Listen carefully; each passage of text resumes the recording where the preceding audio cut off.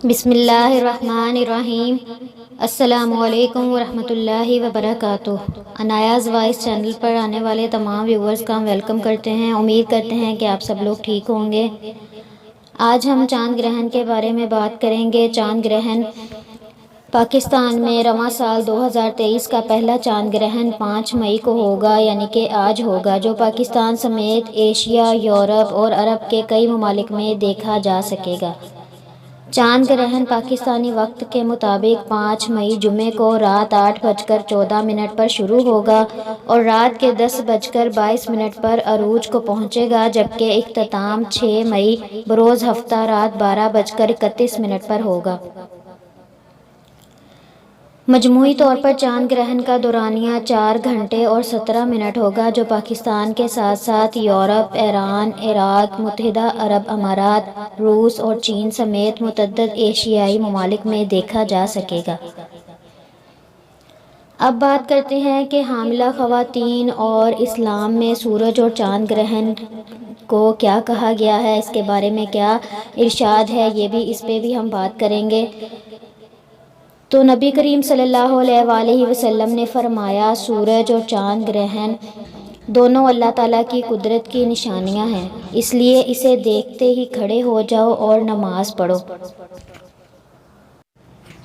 چاند گرہن کا جو ٹائم ہے، اس میں جو مخصوص اپنے اعمال کرنے ہیں، جو مسنون دعائیں پڑھنی ہیں، وہ ہم آپ کے ساتھ شیئر کرتے ہیں۔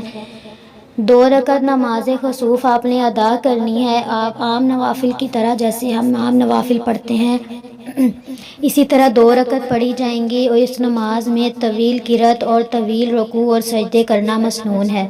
مردوں کے لیے باجماعت نماز ادا کرنا افضل ہے۔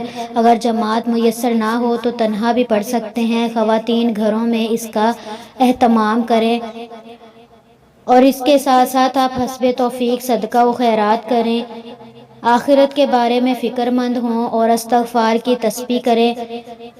جب تک کہ چاند یا سورج گرہن ختم نہ ہو جائے، تب تک آپ دعائیں کریں، اللہ کے ذکر میں مشغول رہیں اور قبلہ رخ بیٹھ کر دیر تک دعائیں کریں، استغفار کی تسبیح کریں اور اپنے دل و جان سے دعائیں مانگیں اپنے پیاروں کے لیے، اپنے لیے، تاکہ ہم چاند اور سورج گرہن کے جو بعد کے اثرات ہیں ان سے ہم محفوظ رہ سکیں۔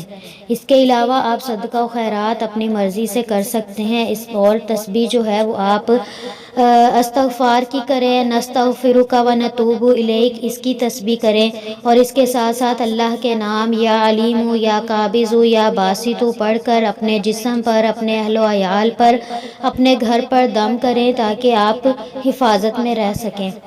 اس کے علاوہ حاملہ خواتین جو ہیں وہ نماز خسوف ادا کریں، استغفار کی تسبیح کریں اور اپنے لیے اور اپنی فیملی کے لیے ضرور دعائیں کریں۔ اللہ تعالیٰ تمام دنیا پر، تمام مسلمانوں پر اپنا رحم و کرم فرمائے اور ہمیں تمام ناگہانی آفات سے بچائے۔